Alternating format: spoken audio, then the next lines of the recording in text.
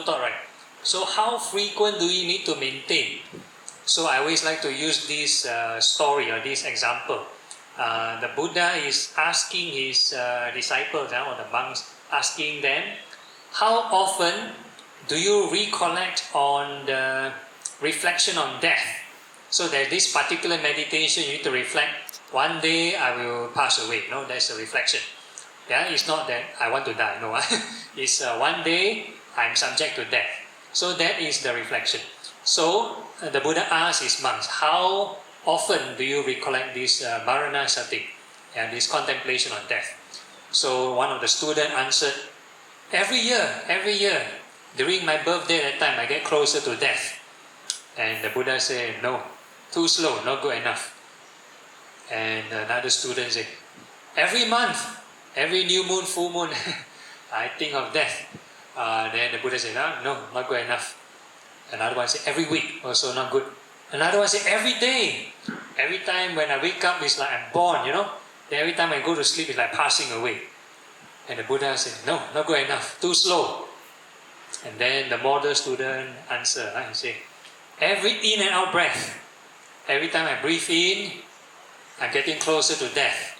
Every time I breathe out, closer to death. That's the rate of reflection per minute we need to generate in our meditation. So a lot of times people think meditation is sit there, do nothing. If you sit there, do nothing means finish. Finish. That's what we do before we go and sleep. We sit there, we lie down and do nothing. Then we can sleep, right? So if we meditate, we sit there and do nothing and finish. We are sleeping. And some people think meditation very good because they sit there and do nothing and they're sleeping. Afterwards, time up, then alarm ring. And then they get up. Then they tell you, meditation very good, very refreshing. Yeah, recharge the mind, so alert after meditation. Because sleeping. Or some people more still can sit and sleep. Sleeping, dozing off. Some people even better still, snoring. While straight, back straight and snoring. Yeah, then they tell you, meditation very refreshing, but actually sleeping. So there are ways to reach peace. So sleeping, we call this the unskillful way, the mundane way of reaching peace. So meditation requires effort, constant effort. So we call this training. So meditation is not relaxing. Meditation is training actually. Training to reach peace. So there is a deliberate effort. Why is there a need to do so? Because once we start to do nothing only, we just have an experiment. If you just relax and do nothing, what will happen to the mind?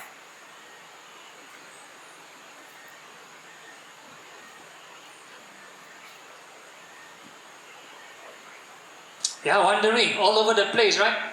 So if you spend, let's say, 1 hour sitting and do nothing, it'll be 1 hour wandering. 1 hour wandering. So what do you learn? What do you learn from the 1 hour wandering? So there's no Dhamma. There's no Dhamma in wandering. Yeah. So so what we are going to do, or rather, I'm going to give another example. Basically, to show how fast is our defilement, how fast is our clinging and suffering, how fast is our clinging and suffering. Right? There's this science or neuroscientists, they create this experiment. They create this robot arm that if a person were to, let's say, wear a helmet, can actually link the function of the hand to the arms.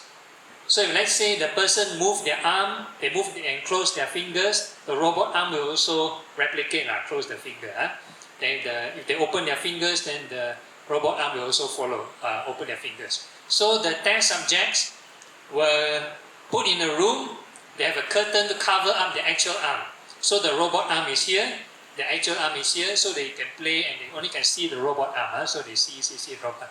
So after some time, when they familiarize the arm already, then this the person doing the experiment will come out, take a hammer and smash the arm. Smash the arm. And then the test subject all get very shocked or very upset. Hey, why you smash the arm? So this is experiment is trying to prove attachment, sense of this belonging, sense of this item belonging to you. So initially the robot arm doesn't belong to them. But then because they associate with sometimes they become part of their experience, part of their lived experience. So in daily life also the same thing. We will grow attachment very fast. Yeah, when we just pay attention, our body is like throughout our whole life. So become from not hours to hours. My body, my clothes, my house, my car, my this, my that. If you come here for some time, my retreat center. Yeah. So if you associate something for some time, you sit here, it can become my cushion, my sitting spot, my room. Yeah. Then after, you'll be like this if you do not reflect properly. If you let your thoughts drift, if you go to this direction, it's either right thought or wrong thought. Like that. That's all. So if you do not put in effort to a right thought, you will definitely go to wrong thought. Yeah. So this is the issue. Yeah? So our inner defilement, our programming, is designed to go to wrong thought. Is designed to cling, designed to have greed, anger, or delusion. That's we call it the reptilian brain kind of design. Yeah? So it's meant to go in this direction. So we need to activate this higher brain function that needs to deliberately think how to overcome this greed and hatred. So there must be a deliberate effort every second, every moment to break off this clinging. To break off this clinging. Every second, break off this clinging. So the theme is called Against the Stream. Yeah, against the stream. So the stream represents craving. So the craving flow in certain direction. So we are like maybe down the stream trying to row up or swim up the stream. Yeah, so every time we generate a right thought, it's like we row one time. If you do not row only, then bye-bye. Go with the flow, then finish, that's it. We follow the craving. So every time we generate right thought, every second we are like rowing. So initially it's a tough process. But after some time, when there's enough momentum or when conditions are right, we reach a flat ground or the level of the ground is in a different direction, it'll be easier for you. So initially it may be a tough process. Every moment must keep generating right thought. Every moment generate right thought. So throughout the meditation routine, I'll keep nagging. I'll ask you keep thinking of this, keep thinking of this. So that's my style. So I'll keep nagging until it becomes a habit. So when you do on your own, you also hear my voice in your mind. So it'll be a natural tape recorder. Huh? You don't need a tape recorder. You think of my voice already. You think of, please have loving kindness. Please think of impermanence. So you need to think of right thoughts. So these two right thoughts, either loving kindness or impermanence. These two things. That's all. Every meditation object, from breath meditation to whatever, maybe a Buddha or whatever chanting, you need to have right thought. If you do not have loving kindness and impermanence, what happens is people will cling. For example, breath meditation. If you do not have right reflection, people want to control. Then they do. Then the face like constipation, like that. They force. Then you have this problem. A lot of suffering, a lot of greed. You want to control the mind. Then you get aversion because the mind cannot be controlled. The mind always runs. Then you're so angry, so frustrated. So the more you see, the more suffering, the more anger. So you're creating more bad karma because you keep on generating unwholesome thought. You do not have the right technique, the skillful technique. So the advice, or rather suitable for most people, is intentional labeling. Intentional labeling. That means the first step is loving kindness. First wish you well, happy. Until you make peace. You make peace with that object already, then you think of impermanence. So same with any other meditation object. Like we think of, let's say it's a visualization object. You think of the hair, right? Think of the hair. If you straight away think of impermanence, finish. Straight away think of impermanence, my hair fall down. Then you start to worry. I start to grow botak already, must think of this Yinam hair care center, right? How to take care of my hair, how to make my hair grow back. Then you start to worry because the mind is not in the right frame of mind. You need to have peace first. You need to have peace. Once the mind is at peace, it's calm, then you can think rationally. Then you can think of impermanence. So you think of loving kindness, wish you well, happy. Then once the mind is at peace and happy and calm, then you think of impermanence. Yeah, then it start to make sense. Right? So we have two phases, loving kindness and impermanence. So chanting also the same thing. Some people chant until so angry, right? Or they chant, distracted. They let the mind autopilot, they chant and autopilot. Right? So we need to intentionally labor. Intentional labor. So we call this right thought, part of the Eightfold Path. So you have no thought, it's not part of the Eightfold Path. You need to have right thought. Intentional labeling. So that's part of the process. Okay, so we are mainly doing four things, or rather three kinds of meditation. First one is loving kindness, four sublime states, so we're doing four kinds of meditation actually. And we are doing impurities of the body meditation and the breath meditation. And if possible, the last one, open awareness kind of vipassana. So there are four different styles. So different situations, you need different tools, because all these play around with different cognitive function. So the impurities of the body play with visualization, because in daily life we need to visualize something, right? We need to plan, or you need to fantasize. I want to get this object, I want to get this, buy this new latest model or whatever thing. So you need to have a visualized object. So this routine, this practice is learn how to detach from this visualized image. So this is one of the routine. For example, martial arts. Martial arts. Who got learn martial arts here? Only one person. What you learn? Wing Chun. Okay. So for Wing Chun, you have maybe like a dummy, like a wooden dummy, or a sparring partner, right?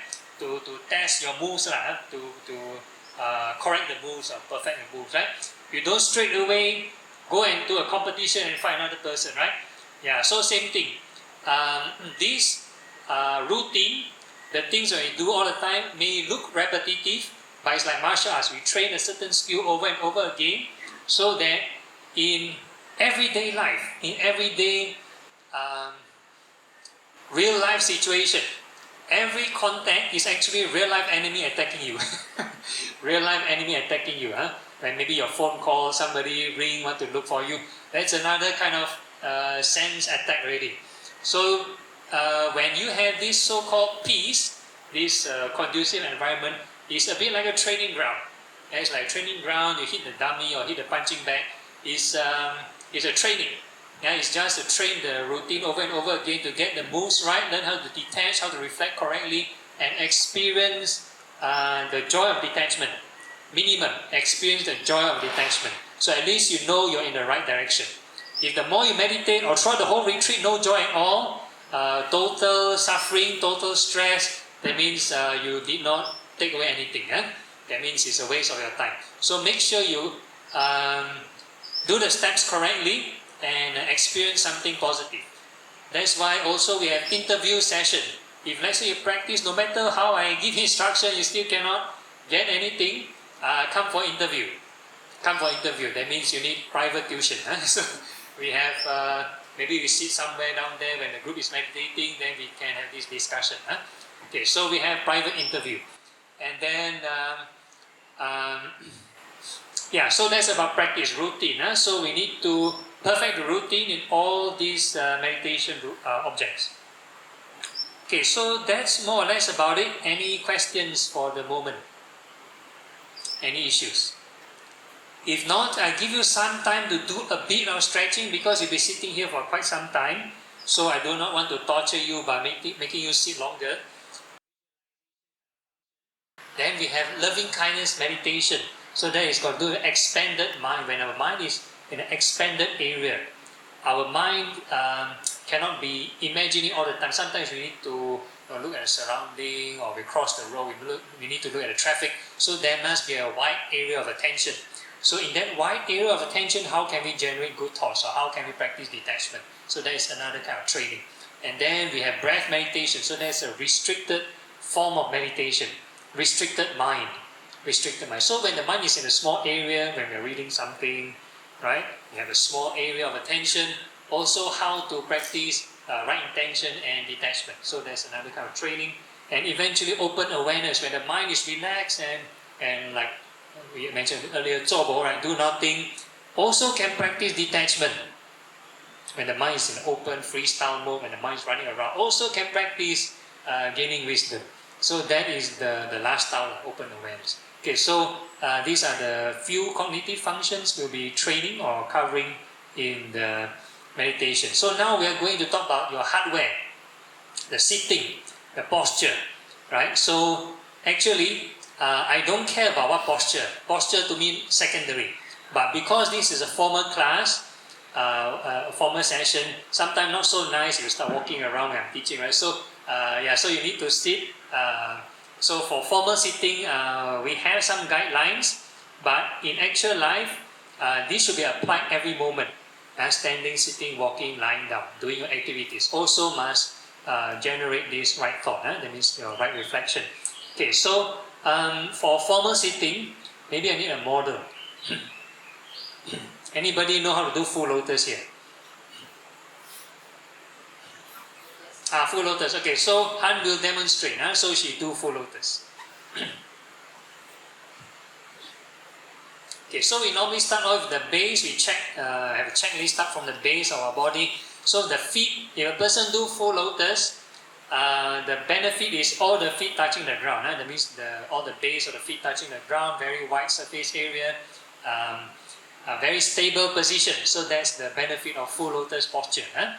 And usually you don't need an additional this backrest, this rectangular thing to raise your back, because the angle seems like just nice. So this is the plus point for full lotus posture. But if you cannot do full lotus posture, don't worry. We have 50% discount. We call this the half lotus posture. So half lotus posture, like some of you doing already. One leg above the other, one leg above the other. So that is half lotus posture, right? So half lotus posture, the disadvantage will be one feet will be touching the ground, one feet will be lifted. So you feel a bit lopsided. Plus, in meditation, ideally, we have our torso and our feet at least 90 degrees apart. 90 degrees apart. So if you sit half lotus or anything less than full lotus, you'll be acute angle. So your torso and your feet will be acute angle. So you feel compressed. And that's why you need this additional backrest. Yes?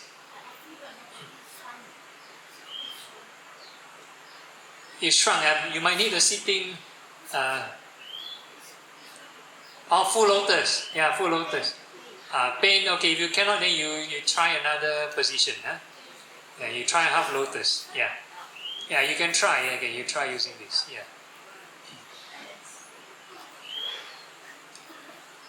Yeah, okay. So who cannot do half lotus?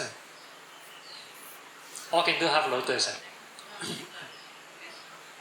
Okay, if you still cannot do half lotus, don't worry, there's more discount.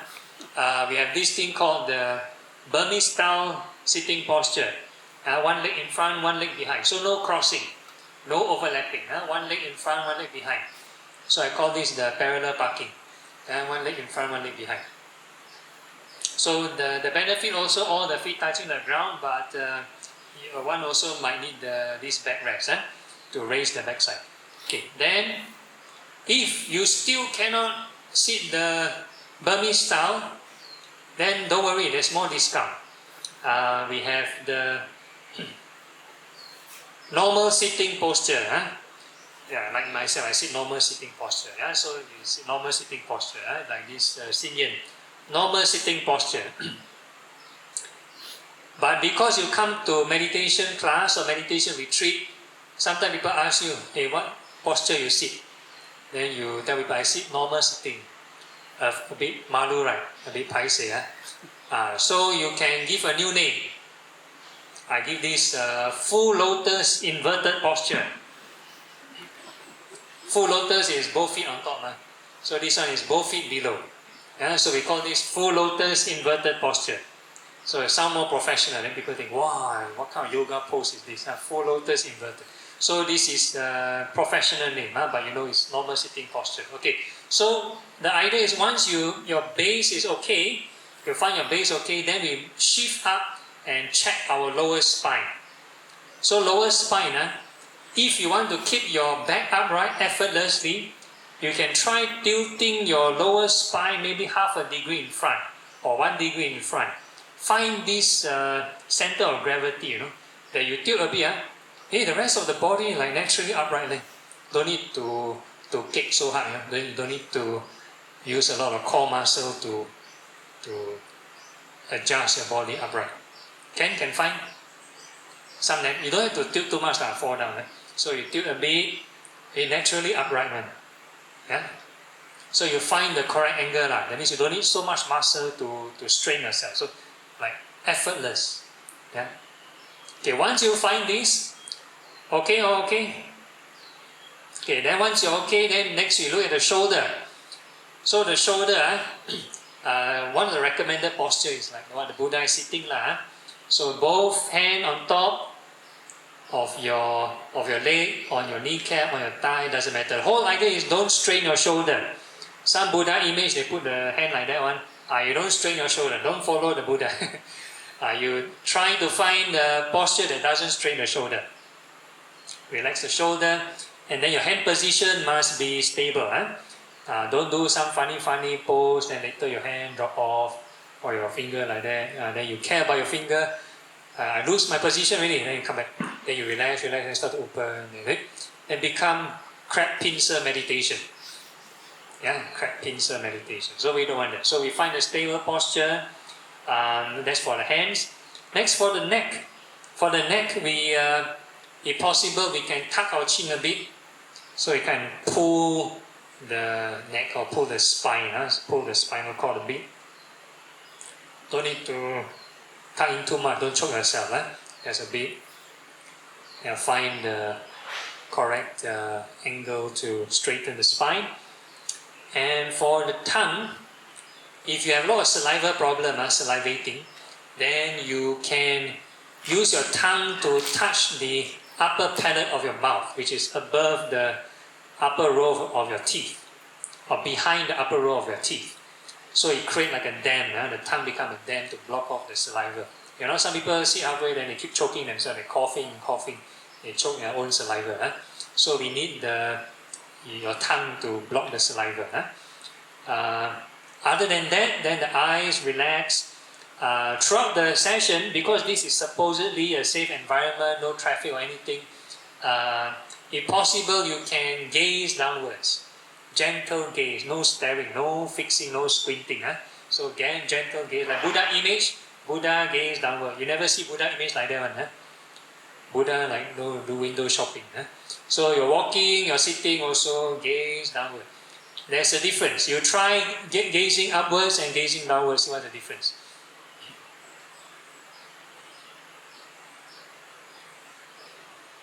Which one is calmer?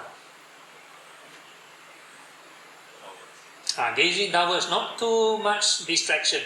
So you gaze downwards, we call controlling of the senses. Controlling of the senses, we call it sense restraint. That's why we have all the additional preset, not to watch what entertainment and all those stuff. So all these are safeguards to create a more conducive environment for this restraint. So for the Buddhist preset, we call this quite moderate already. The other religion, ascetic, they have more extreme kind of preset to create this kind of peace. So we have this moderation. Okay, so once we have this set up, then we can relax. If you want, you can close your eyes. Whole idea is no squinting, we are not forcing, we are not controlling anything, not using any muscle, relax the body.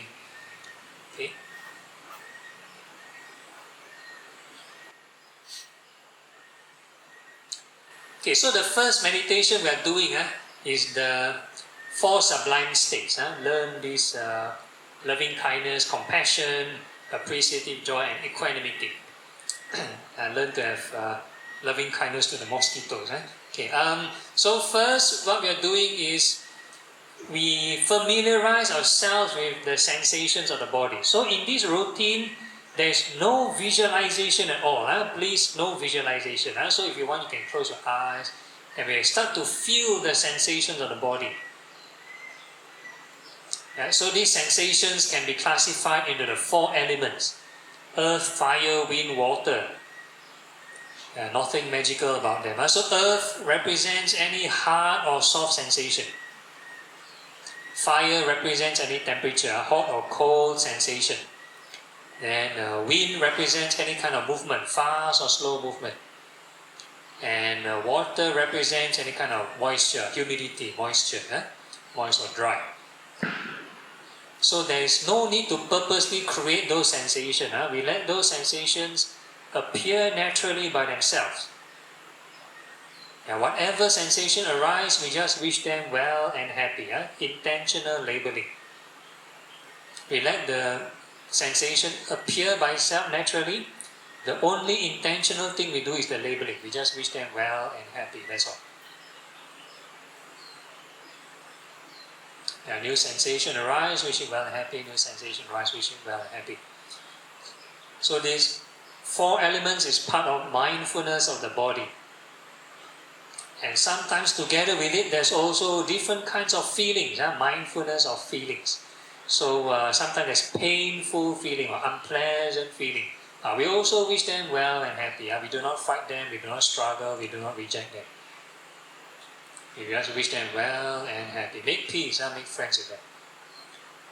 And if you have nice sensation, also wish them well and happy. That means basically whatever appears, wish them well and happy. If you cannot classify any of the sensation beyond the 4 elements, also never mind, just wish them well and happy. Don't need to crack your head and think of what element or how to categorize. Never mind, don't care. In short, is whatever sensation appears, just wish them well and happy.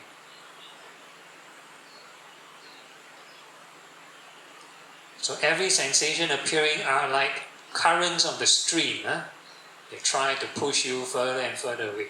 So we need to keep wishing it well and happy, wish it well and happy, wish it well and happy.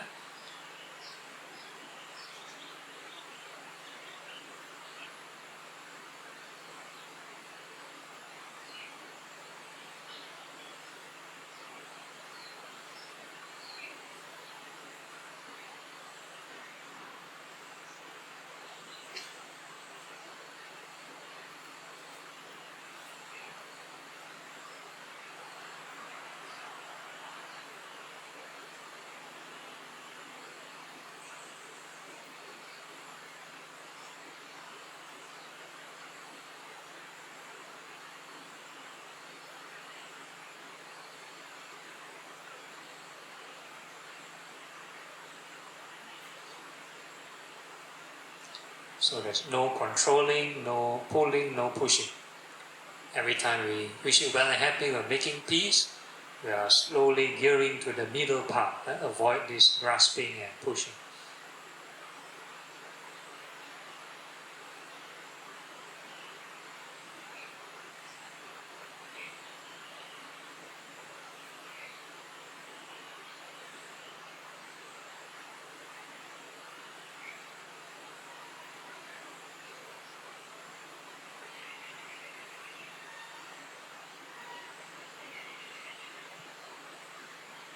So for now, limit to just sensations and feeling. Whatever things appear, just wish it well and happy. Some sensation appear, wish it well and happy.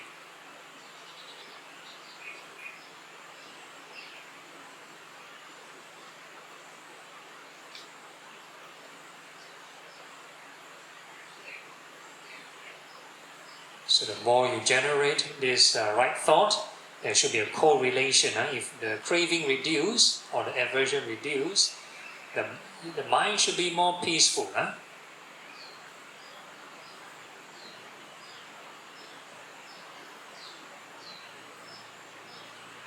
So this is actually part of understanding the 4 Noble Truths. You apply the right thought, which is the Eightfold Path, and then you cease this stress, cease this tension and suffering, or reduce the tension and suffering.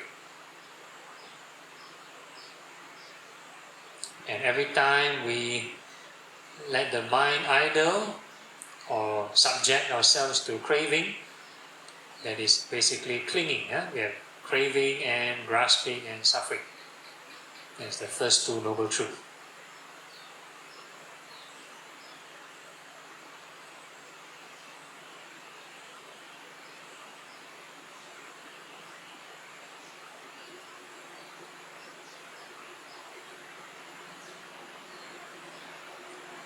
Okay, so we first intentionally label, wish these things well and happy.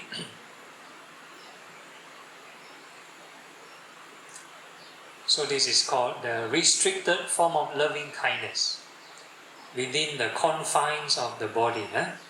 Within the confines of the body.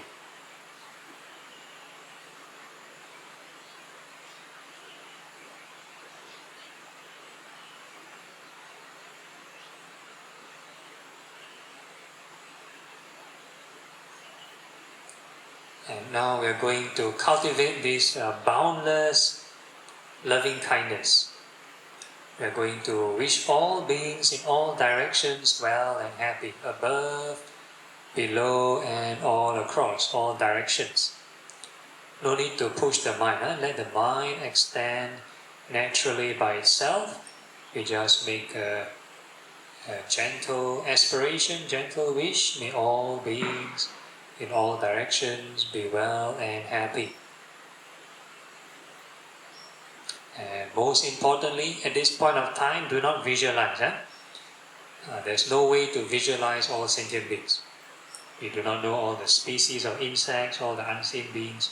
Okay, so for now, we are using this non-discriminative method. That means all sentient beings are made of these 4 elements and these 5 aggregates. So whatever sensation we detect near or far, we are going to wish all beings well and happy. So we change the phrasing of the wish. Instead of just wishing the sensation well and happy, we are going to wish all beings well and happy. All beings are made of these elements.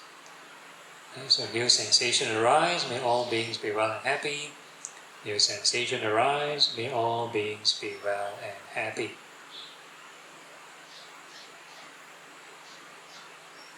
So the sensation can be inside the body or outside the body, near or far, doesn't matter. You detect something only, we wish all beings well and happy.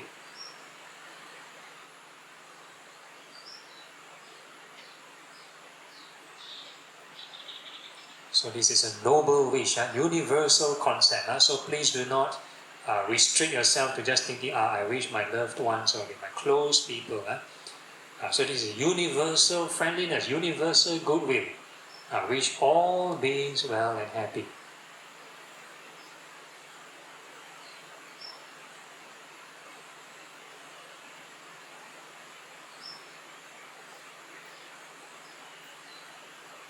It's like wishing for world peace, world harmony. Wish all beings well and happy.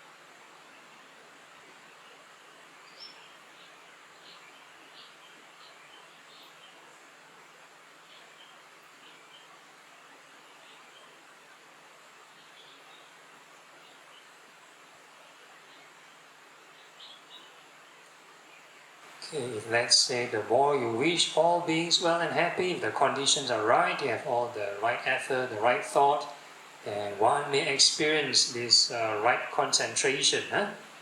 So usually this wishing all beings well and happy may result in, let's say, if there's an increment of joy and happiness arising from the restricted loving kindness, and there's some peace, and that will indicate the first level of concentration.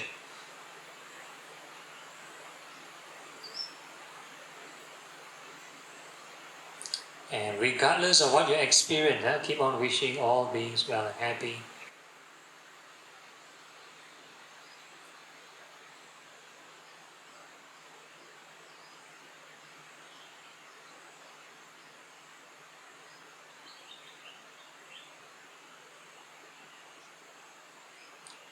treat everything else as this byproduct. Emphasis is on keep rowing the boat,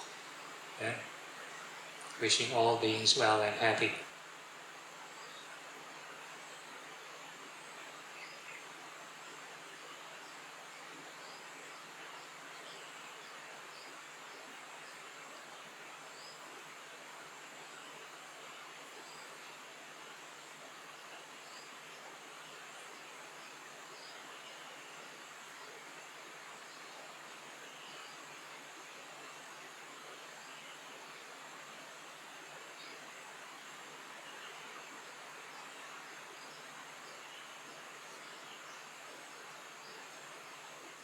Okay, let's say you experience a drowsy kind of sensation.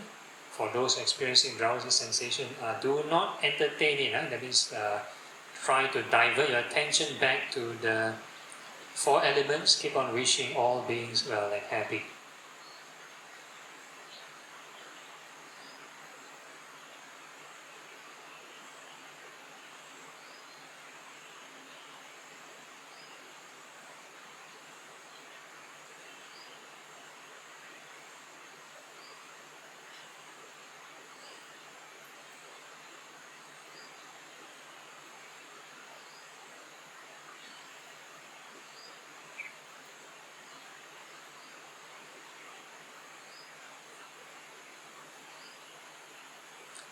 Okay, and now we are going to add some wisdom, some insight, and we're going to reflect how to cultivate a more unconditional kind of loving kindness. So that is to reduce this attachment to these elements or these aggregates. So we're going to observe impermanence to shake off this attachment. So all these sensations, they appear and they disappear, how they arise and pass away. So we need to do two things. First is your real-time evidence, observation. So that's number one. And number two is your intentional labeling. Once you observe any change, you can use any label associated with impermanence. You can call it impermanence, you can call it change, you can call it rising, falling, whatever favorite label you have. And the whole idea is keep repeating. Any sensation appear, and note it as impermanent, new sensation appeared, impermanent.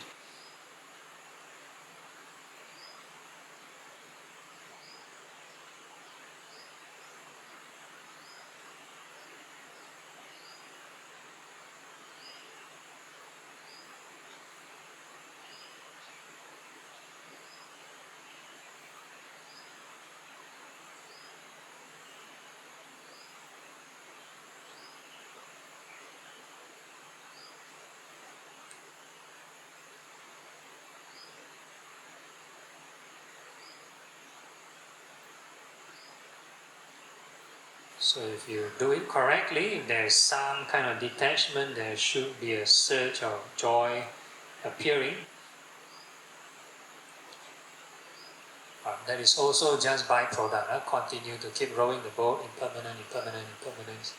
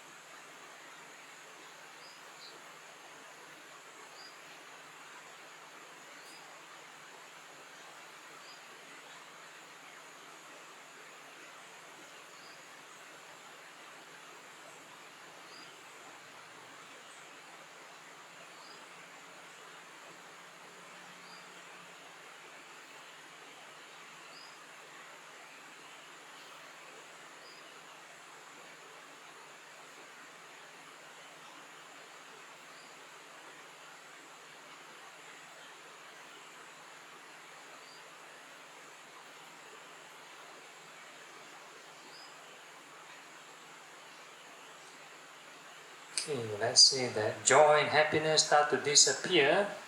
One may experience neutral but refreshing kind of emotion. So we call this equanimity. And no matter what you experience, keep on rowing the boat, keep on reflecting on impermanence.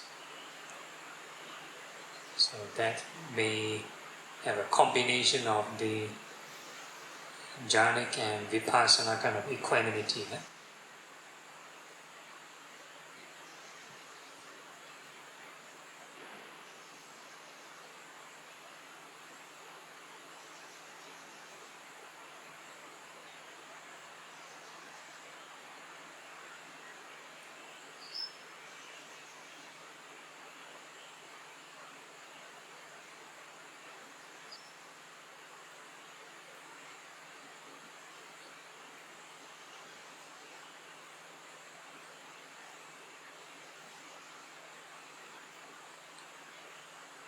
Okay, so once you have a glimpse of that experience, then we move to the second sublime state, which is compassion.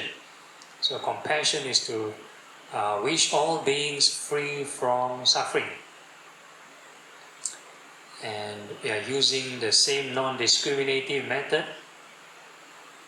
So all beings, regardless of their health status, whether they're healthy or sick, or their financial status, rich or poor, as long as they cling onto the five aggregates, that will result in suffering, at least some kind of mental distress.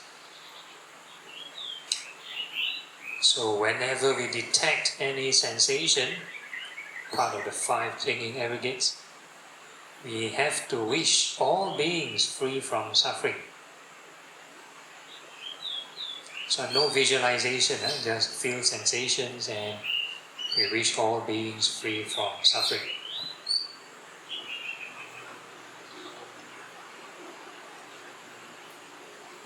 Because once you start to imagine only, very easy to cling onto that five aggregates and go into the drama, go into the story.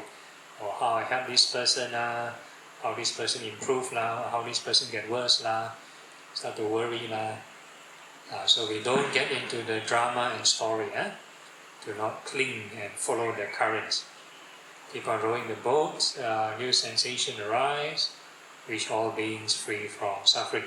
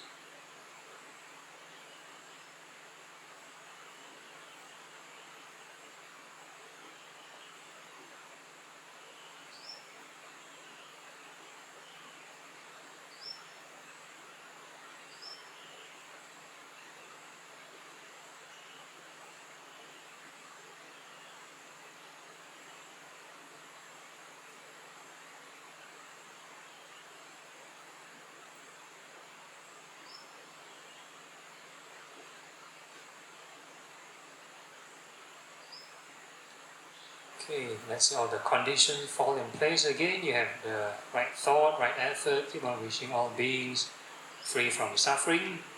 One may experience this concentrative kind of compassion, which may feel joyful. So the conventional kind of compassion is like very sorrowful, very sad. So there's the very draining kind of compassion. You keep on worrying for people.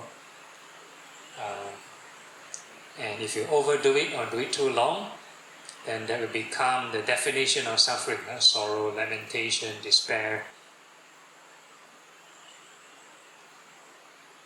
So now we're doing the recharging kind of compassion.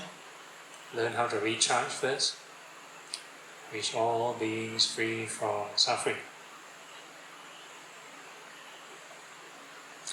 And even all concentrative states are made of the 5 clinging aggregates. So that's why we just treat them as byproduct. Emphasis is on rowing the boat, keep on wishing all beings free from suffering. No, it's there, but byproduct, just as passing scenery when we row the boat. Do not langgar into the scenery. Continue our path.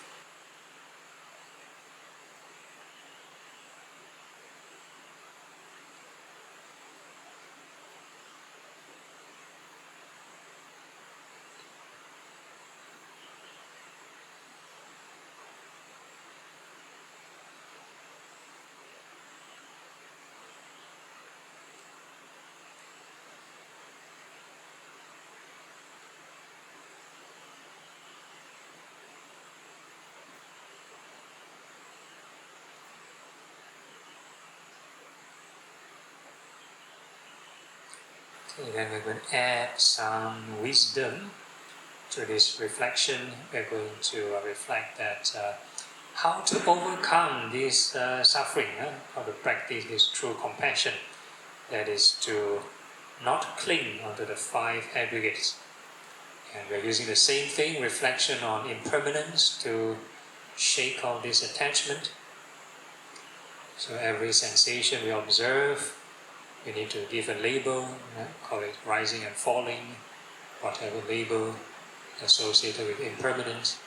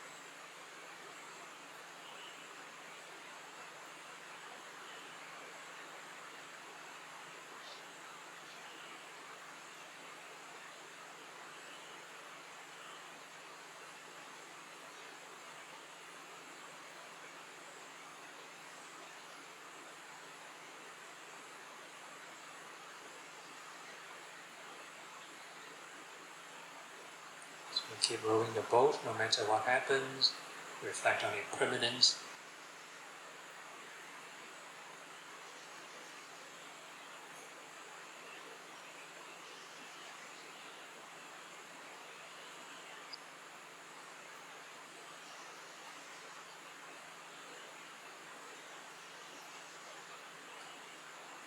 Okay, so let's say the joy and happiness start to disappear again.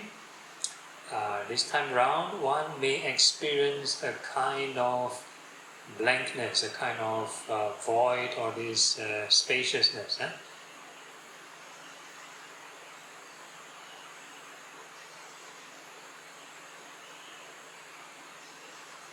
So the combination of this compassion and impermanence may lead to this perception of infinite space.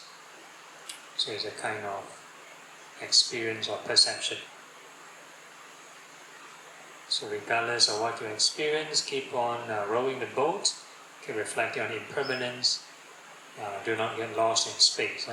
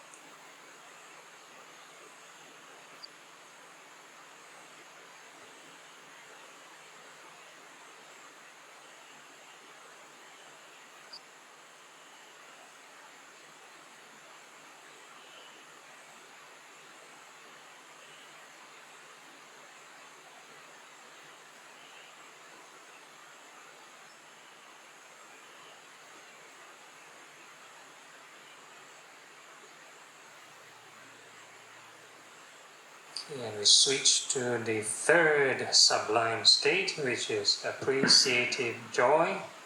So for appreciative joy, we rejoice in the accomplishments of all beings. And we're using the non-discriminative approach again.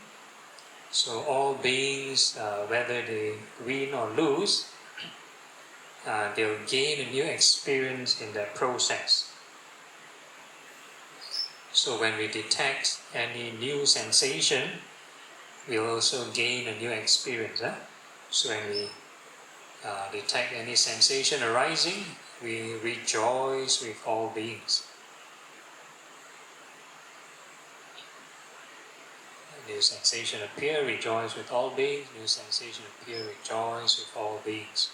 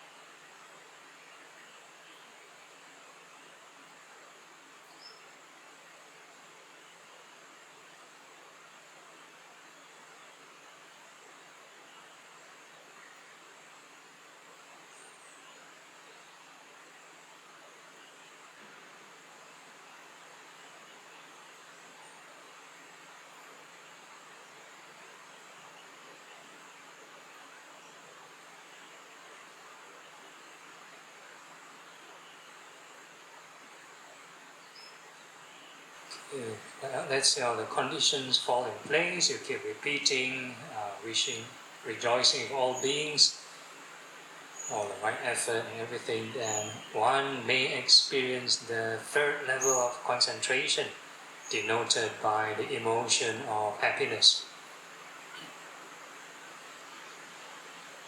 And regardless of what you experience, keep on rejoicing with all beings. Everything is just byproduct, passing sceneries.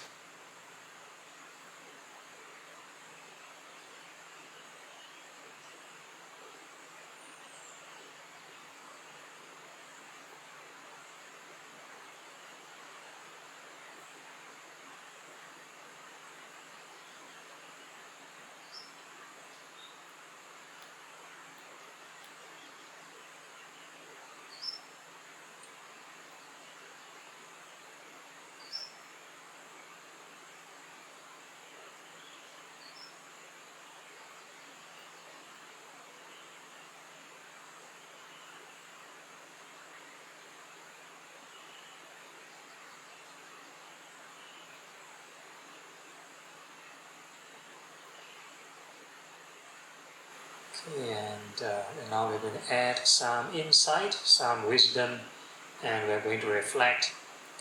All beings will eventually be separated from what they have achieved. So for this one, we are going to just observe all these sensations, how they arise and pass away. They don't stay with us 24/7, they come and go every moment. Don't have to over-imagine, next year, 10 years down the road, lose this and that. That's again caught up with drama and stories. So we just observe evidence here and now, evidence here and now.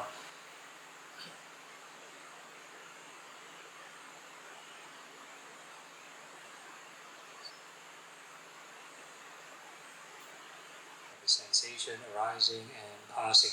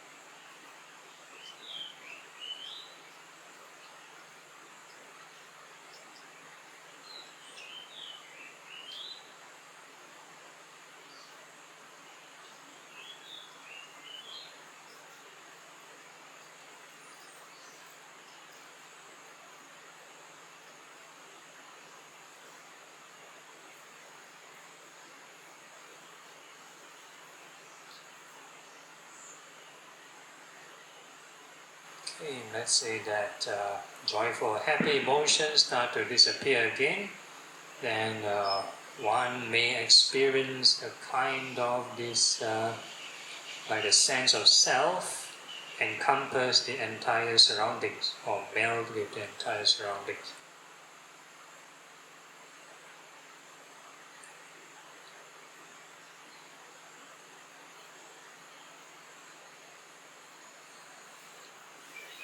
So there's a label for it. We call this the perception of infinite consciousness. Maybe some other systems they call it universal oneness.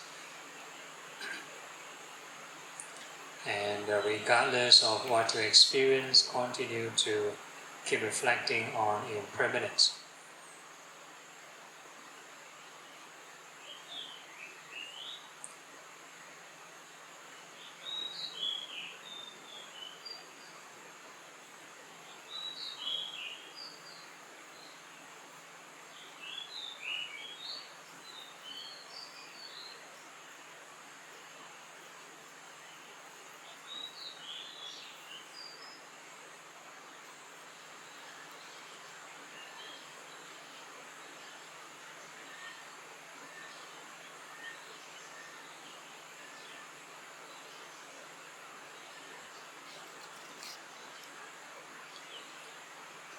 Okay, then moving on to the last sublime state, which is called equanimity, and we are going to use the reflection of karma.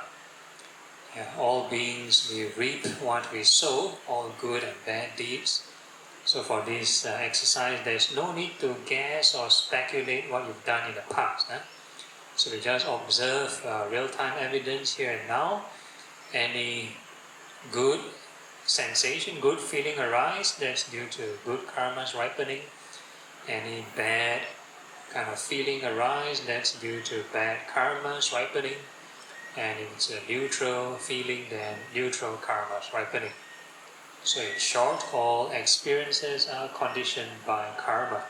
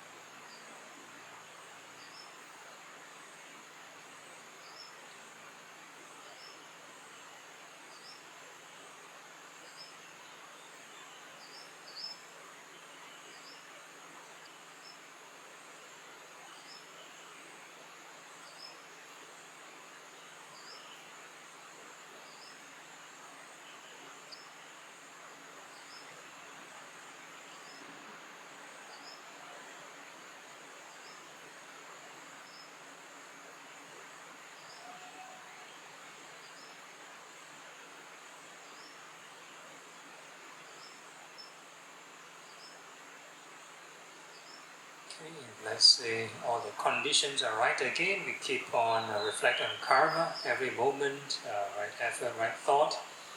And then one may experience this emotion of equanimity again. The mind is accepting of karma.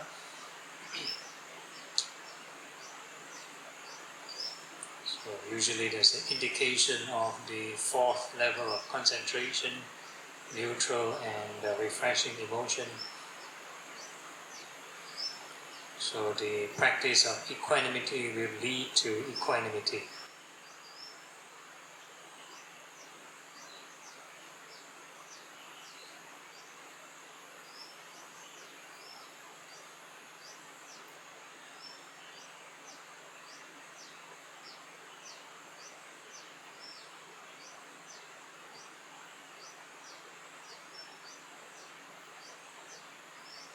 And regardless of what you experience, keep reflecting on karma. all states, even concentrated states, are also part of karma.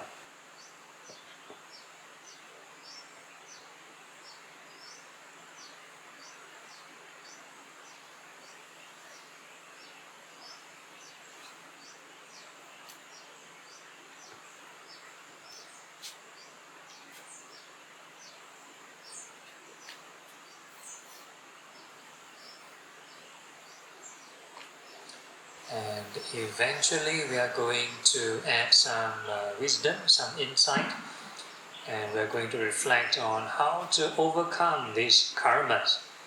Every time good karma ripen, we feel happy, bad karma ripen, we feel sad. So we have this mood swing problem, up and down, up and down.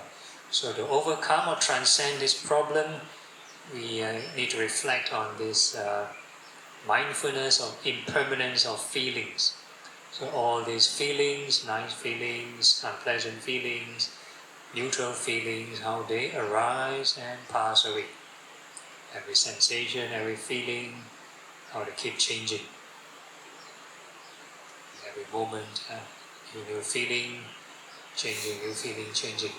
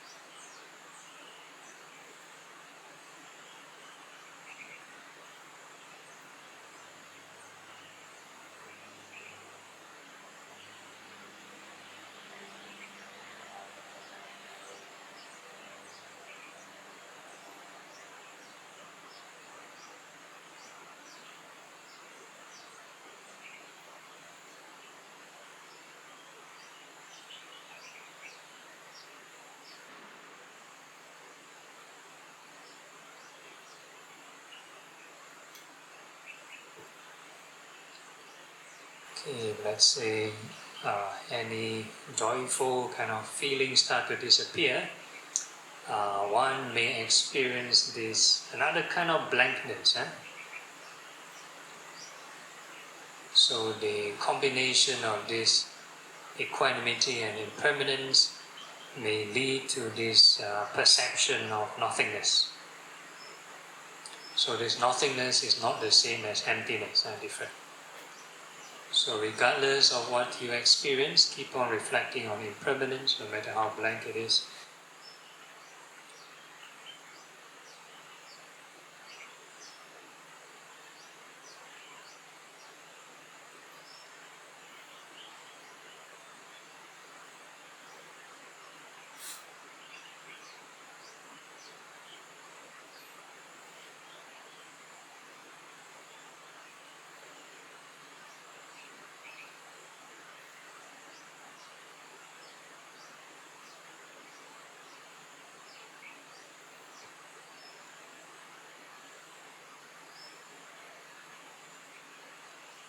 Yeah, before we conclude the session, saying gentle reminder to everyone that we can, as long as we maintain these boundless sublime states in any of our activities, standing, sitting, walking or lying down, then this is the noblest living. And with that we can gently open our eyes, formally end the session, but informally still can generate right thought.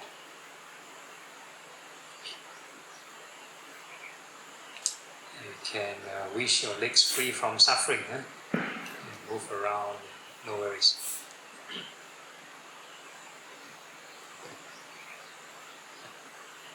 Okay, any questions or issues? Yeah.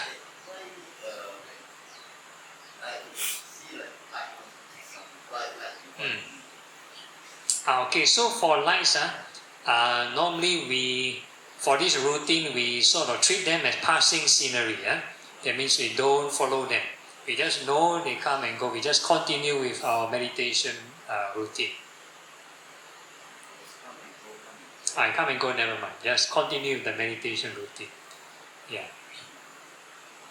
The visualization of light or focusing on the light is a different kind of meditation. So I'll talk more on that maybe afterwards. Okay. So you've been practicing the candle thing for how long? 9 months. Okay. Okay. All right. Yeah. Okay, so we'll talk more about that later. Yeah, it's a different kind of samadhi. Okay, anyone else? Any other questions or issues? Okay, no issues. Who cannot feel anything at all? No emotion. No emotion. Oh, robot. Okay. Pain. Okay. All right. But initially can this loving kindness and. I just recite. Okay. And then as you go along, I just recite. That's all. All right. Following it with my breath, anything that comes up, and then if there's nothing comes up, I just recite. Okay. So you combine with the breath. I think Okay. So it becomes a different meditation actually. Okay. So never mind. Okay. Anyone else cannot feel anything? Okay. So for those who cannot feel anything, we have alternative recommendation. Do you have faith in the Buddha or Triple Gem? Have Okay, so instead of wishing all beings were happy, you're going to think of this is the Thai solution. So the closest one I can find is you think of the Triple Gem blessing all beings. So this is for you.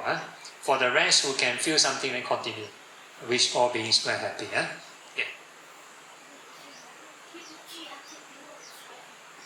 Never mind. Okay, so you change different object. Okay. Yeah, all these part of the elements and feelings. Yeah. Okay. Yeah. These are called hindrances. Later we talk more about that also. Hindrances. Because once we let the stream of craving carry us, then these 5 hindrances are the symptoms of suffering. So like sleepiness is one of them, greed, hatred, over anxiety, restlessness, the mind running here and there, that's also a symptom of suffering, and doubt. Anything you're not sure, keep questioning, so that is symptoms of hindrance, symptoms of suffering. So for me, at some point, I think I felt a sensation which was more on the negative side, and then Sensation as what? that's more negative. Negative. And then slowly my breath starts to Okay. fasten. Okay. So then I start to focus on my breath. So then what do? Because then I deliberately try to lower my breath. Because that feeling starts to increase. Okay. So what do I do? Yeah, so normally don't control whatever physiological thing happen. Continue to come back to the intentional wishing. So then let the breath just... Yeah, don't control the breathing. Yeah. So for this particular routine, don't control the breath. Is it scary when you start to think of impermanence or what? Karma. When you start to think of karma, then you start to feel frightened. Yeah, then my certain feelings just relate to that. And Okay. then I start to, I think, feel anxious. Okay. And then Alright. my breathing starts to increase. Okay. Yeah, so then I come back to karma. Don't have to over dramatize or think of any scenario. Yeah, let's come back to karma. What is anxious thing? Karma. Yeah. Okay, any other issues? All okay? No issues? Okay, then we go for our self-practice. 5:30 is break time, tea break. So you can do this walking meditation. So I do sample walking since we have time. Like mentioned again, actually, in real life, you may not do this kind of walking meditation because if you walk too slow, you're late for work. So this is again just for formal practice. Okay. When you walk, ideally, the hands try not to swing. So you either put in front or behind. Front, behind. So that's for the arms to prevent distraction. Then for the feet, we walk regardless of speed. Fast, slow, actually I don't care. You walk fast or slow. So over time, the mind will adjust accordingly, or the speed will adjust accordingly to the state of mind. Because if you do too fast, you get restlessness. If you do too slow, then you get sluggish, you get drowsiness. So you play around the speed over time, you find the correct speed for the correct state of mind. But after some time, your state of mind will change again. Then you need to change the speed also. So if let's say the mind is more sensitive, naturally the speed will slow down. You tend to observe more things or investigate more things. So speed varies. There's no speed restriction. No traffic light or anything. Okay. Then when you walk, make sure you walk if let's say you want to walk all in the same area, I know there's a lot of area you can walk, make sure nobody walk perpendicularly in your path. Or you don't find a path that you can walk in someone's lane. So if let's say you see somebody walking from here to here, you try not to walk here to here. Do not cross into their path.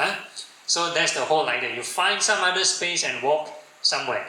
Okay, so that's the whole idea. And when you walk, distance also doesn't really matter. The whole idea is you find a fixed distance, can be 10 steps, 20 steps, and then you can sort of turn around so that you don't have to worry, my next set of steps have to be an increase or decrease. You'll be a same spot where you turn around. So you don't have to think too much, so you can focus and investigate more on the walking. So it doesn't matter, is it 10 steps or 20 steps, as long as you fix a certain distance, you know, okay, this is the spot that I'm going to turn, this is the spot I'm going to turn, right? So they will be more automatic, you don't need to care too much, so you focus more on your investigation or your meditation theme. So again, the walking is the same, more or less like sitting. It's just a physical hardware, it's a physical setup. So you can be doing anything in your mind, any kind of meditation. It can be a concentrated meditation, it can be insight meditation, it can be a small area, it can be an expanded area, doesn't matter. What you do in your mind, basically you have to determine what you want to do first. And then you start to investigate. So that's for the walking part. So any issues, any question? Yeah. Yeah, Bhutto, that's another kind of meditation. Yeah, so if you have been practicing that, you want to use that also can. Yeah. Alright, anyone else? And it doesn't matter whether it's the left leg or the right leg put toe. Because the left leg go out first and the right leg. Yeah, doesn't matter. Yeah, doesn't matter. Okay. Anything else? So that is more of the samatha kind of practice, yeah? Okay. If there's no issues, so I leave to your self-practice and break time. So see you all at what time again? 7. Yeah, 7 o'clock we have this evening puja, Evening puja and Q&A. Okay, so see you all tonight.